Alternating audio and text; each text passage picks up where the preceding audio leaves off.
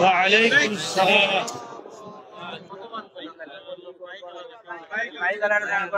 الحمد لله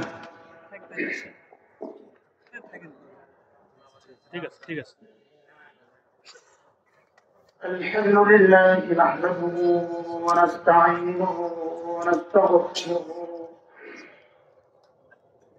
ونؤمن به ونتوكل عليه ونعوذ بالله من شرور أنفسنا ومن سيئات أعمالنا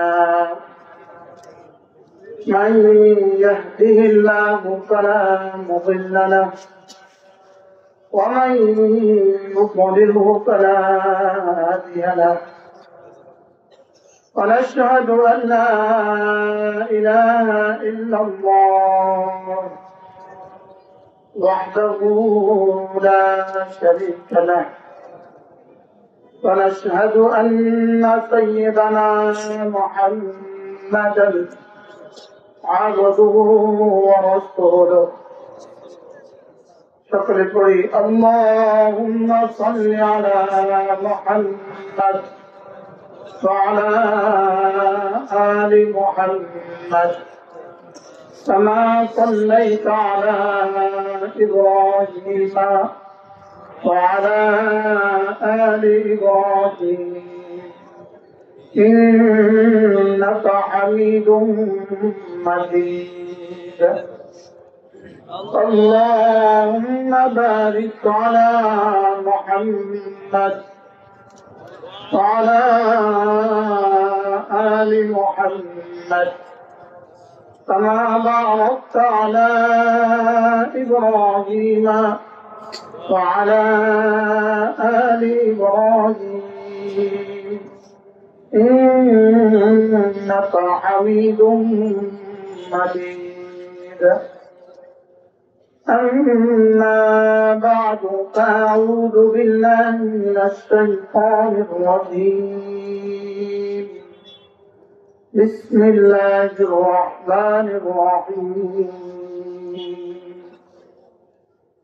والفجر وليال عشر والشفع والوتر والليل إذا يسر هل في ذلك قسم لذي حجر ألم تر كيف فعل ربك بعاد إرم ذات العماد التي لم يخلق مثلها في البلاد وثمود الذين جابوا الصخر بالواد وفرعون بالأوتاد الذين طغوا في البلاد فأكثروا فيها الفساد فصب عليهم ربك سوط عذاب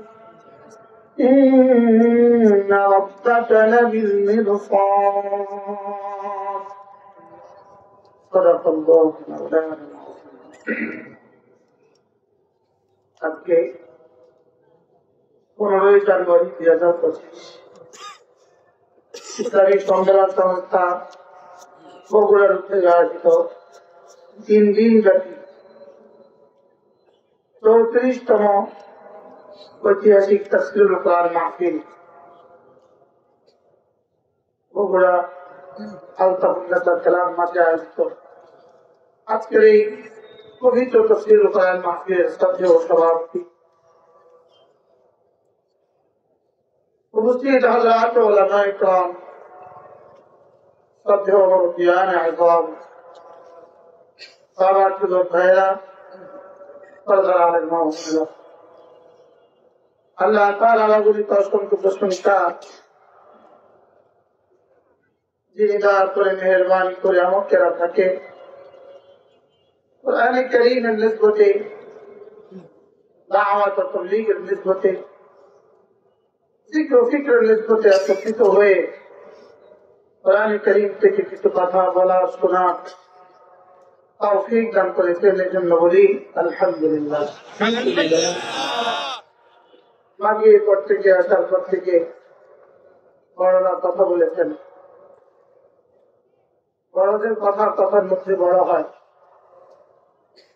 বড়দের কথাতে কোনো তাকাল্লুফ লাগে না, বানাওয়াট লাগে না।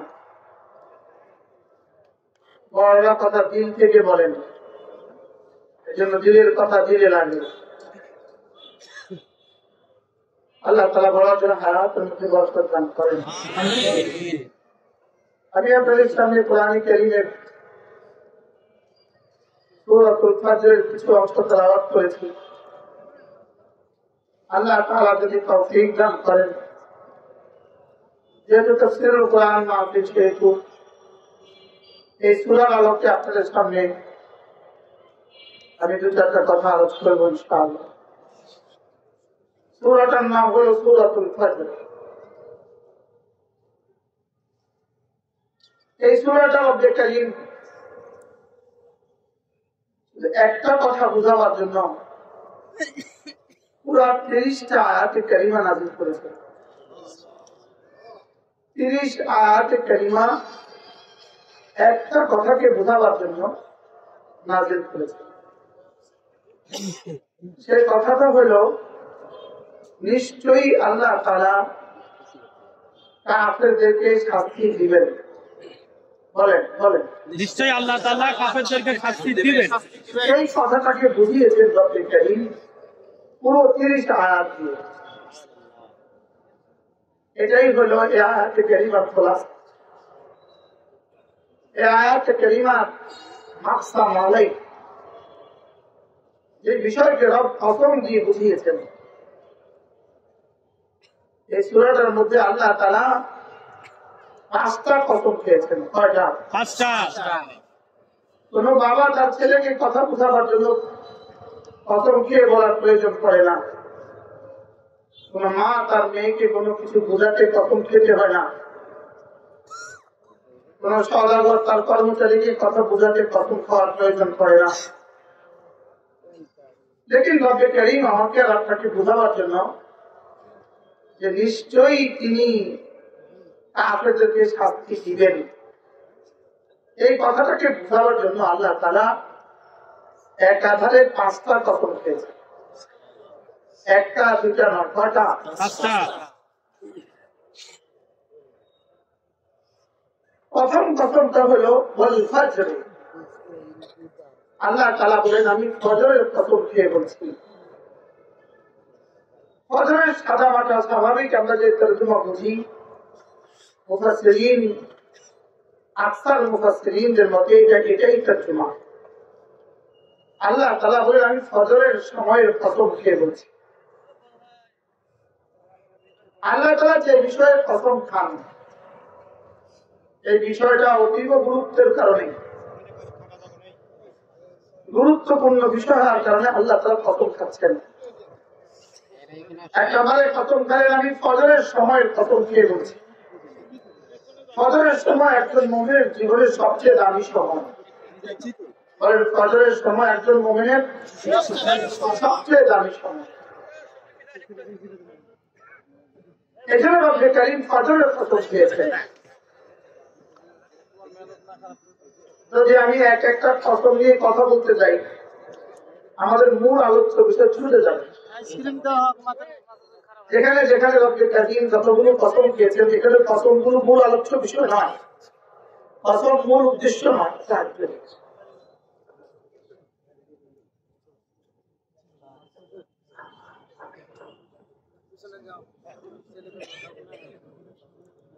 কসমগুলো মূল আলোচ্য বিষয় নয়, যে বিষয়ে কসমকে বোঝান সেটা হলো মূল আলোচ্য বিষয়। আমরা কসমের পেছনে পড়বো না এখন। আমি ফজরের কসম খেয়ে বলছি। 2 নম্বর, আমি 10 রাতের কসম খেয়ে বলছি।